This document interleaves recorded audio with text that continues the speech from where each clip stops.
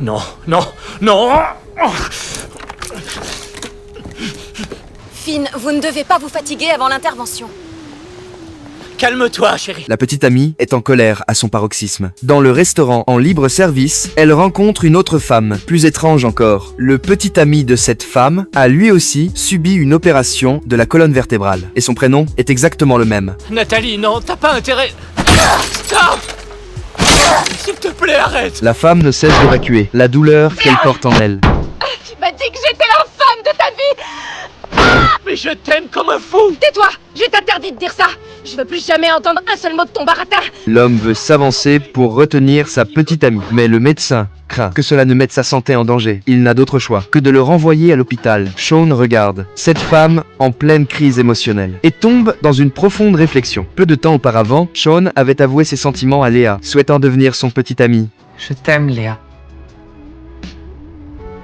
Je veux devenir ton petit ami. Léa lui répond qu'elle l'aime aussi, mais qu'elle ne peut pas être avec lui. Elle dit avoir besoin qu'on prenne soin d'elle, et admet être égoïste, ne voulant pas devenir un fardeau pour Sean.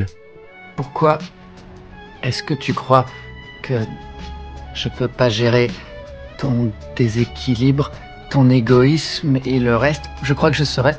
Écoute, Sean, je suis pas un cadeau pour qui que ce soit. Et toi, tu es toi.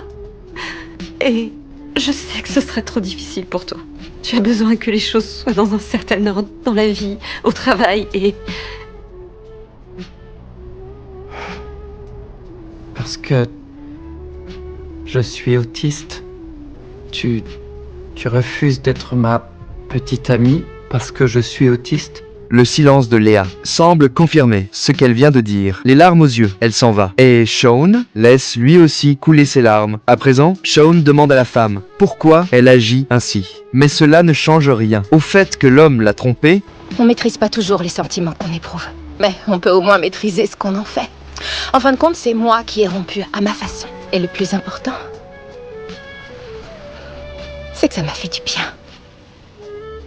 Sean retombe dans ses pensées. Le soir venu, il retrouve Léa, dans l'espoir d'avoir un vrai rendez-vous avec elle. Mais elle refuse encore. Pourtant, Sean pense qu'il est doué pour résoudre les problèmes, et qu'il peut aussi accepter toutes les imperfections de Léa. Il lui demande de lui donner encore une chance. Oui, il faut que tu acceptes de me donner une chance. Il faut que tu me laisses essayer. Non, j'ai pas à faire quoi que ce soit. En revanche, toi, il faut que tu m'écoutes. Non, Là, tu fais que me donner raison. Moi, j'ai mis un plan au point. Je sais que je pourrais régler ça. Je trouverai une solution. Sean, t'es autiste. Y a pas de solution à ça.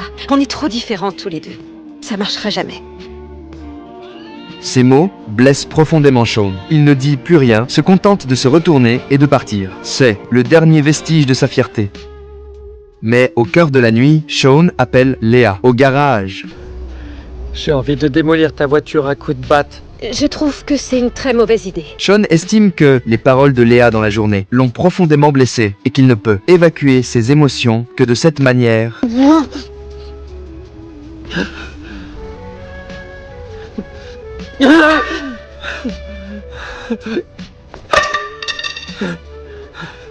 J'y arrive pas. La bouche de Sean semble enduite de poison.